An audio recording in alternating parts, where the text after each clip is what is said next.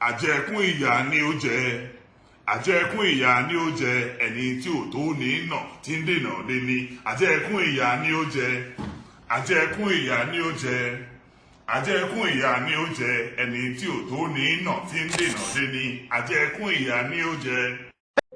Oh my guys are ballers. Oh my guys are ballers. Oh my guys are ballers. Apostle, we hear of this. Ayẹlẹ o, ìbọ̀sí o. Ayẹ̀dọ̀rí kọ̀dọ̀ kò yẹ ní mọ́. Ayé mi tèmi bá mi. Chai, continue.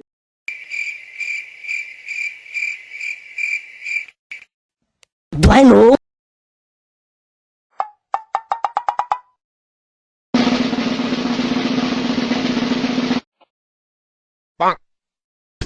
Egungun be careful, na express you dey go. Egungun be careful, na express you dey go. Egungun be careful, na express you dey go. Motor go jam me. E don happen, I don tell am. E don happen, I don tell am. Motor don jam am, I don tell am. E don happen, I don tell am. E don happen, I don tell am. E don happen, I don tell am.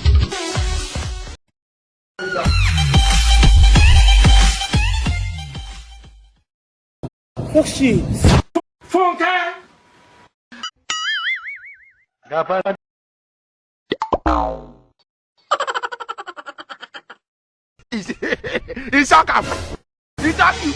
Whoa, wow, I deserve some accolades. Accolades. Oh no, I pay my dues. I paid him. Oh no, I deserve some accolades.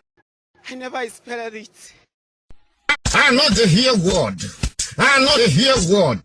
I get coconut head. I get big ear. But I know the hear word. Are you normal? Are you normal? Are you normal? I don't like what I hate.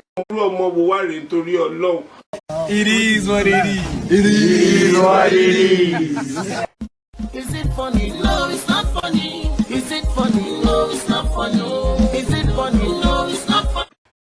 Jesus! Jesus is Lord!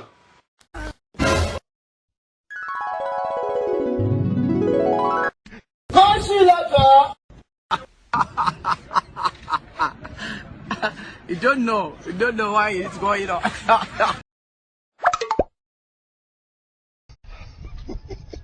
Mo gbé wọn handicap. Mo kọ́kọ́ gbé ngogo kò lọ. Mo gbé 1.5 kò work. Mo sá ní 2.5. Oh my God! Wow! Oh my God. Oh no! Ó já mi lára jẹ.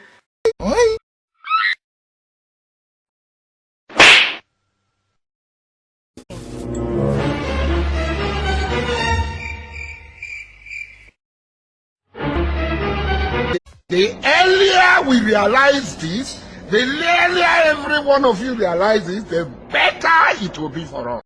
Here is God, oh. It's the motherfucking Eagle Double G. Snoop Dogg.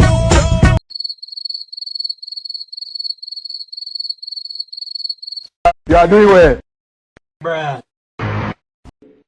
Will you keep quiet? What am I trying to say? Wait on sir. Who born you? Who be you?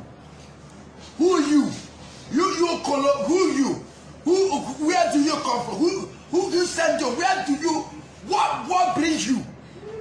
There is only one God. I have only to warn you out of all the nation you are being right now. And Why are you running? Why are you running? Wool up. You will be mumu. How many times would they tell you, mumu man? You think say they wise? You are a mumu man. You think say they wise?